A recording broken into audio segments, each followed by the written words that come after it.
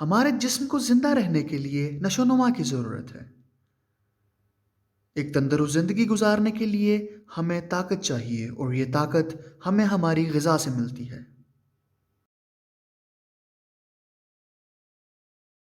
हमारे पास ग़िज़ा के 3 ज़राए हैं: कार्बोहाइड्रेट्स, प्रोटीन्स और लिपिड्स। आज हम कार्बोहाइड्रेट्स के बारे में बात करेंगे। कार्बोहाइड्रेट्स दरअसल वो शुगर्स हैं जो कि हम अपनी रोज़ाना की ज़िंदगी में इस्तेमाल करते हैं। अनाज और आलू जैसी चीज़ों में कार्बोहाइड्रेट्स ज़्यादा मिकदार में पाए जाते हैं। कार्बोहाइड्रेट्स को 4 अक़साम में डिवाइड किया जाता है। मोनोसैकेराइड्स, जिनमें सिर्फ एक शुगर का मॉलिक्यूल पाया जाता है। डाइसैकेराइड्स, जिनमें 2 शुगर के मॉलिक्यूल्स पाए जाते हैं।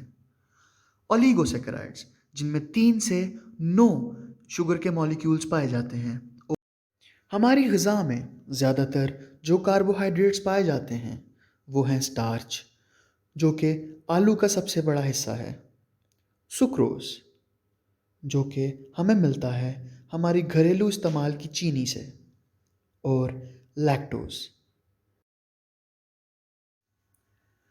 कार्बोहाइड्रेट्स की डाइजेशन के लिए 2 तरह के एंजाइम हैं। पहले अमाइलेजेस और दूसरे डाइसैकेराइडेजेस। अमाइलेजेस की अक़साम हैं स्लाइवरी अमाइलेज और पैंक्रियाटिक अमाइलेज, जबकि डाइसैकेराइडेजेस हैं सुक्रेज, माल्टेज, आइसोमाल्टेज और लैक्टेज।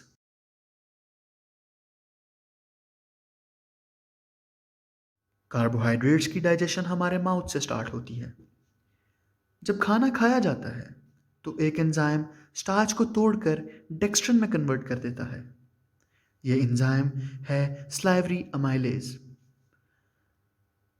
सुक्रोज और लैक्टोज हमारे माउथ से होते हुए बिना किसी तब्दीली के स्टमक में चले जाते हैं। इसके बाद सारा खाना माउथ से होता हुआ हमारे स्टमक में पहुंच जाता है, पर स्टमक में कोई डाइजेशन नहीं होती।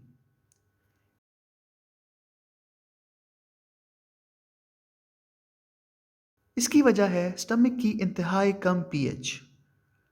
इस कम पीएच की वजह से जो एंजाइम स्लाइवरी अमाइलेज माउथ से आया था स्टमक में, वो भी डीनेचर हो जाता है।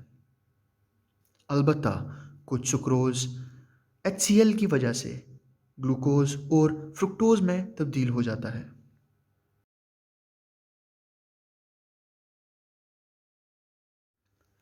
स्टमक के बाद शुगर्स जाते हैं स्मॉल इंटेस्टाइन ड्यूडेनम में, जहाँ पर इनका सामना होता है पैंक्रियाटिक जूसेस के साथ। डेक्स्ट्रिन, स्टार्च, लैक्टोज और सुक्रोज पर जब पैंक्रियाटिक अमाइलेज असर करता है तो स्टार्च और डेक्स्ट्रिन कन्वर्ट होते हैं माल्टोज और आइसोमाल्टोज में। इस स्टेप का मेन मकसद है डाइसैकेराइड्स बनाना। लार्ज इंटेस्टाइन्स की वॉल में एक ख़ास किस्म का एंजाइम पाया जाता है और यही वो जगह है जहाँ पर मोनोसैकेराइड्स की एब्जॉर्प्शन होती है।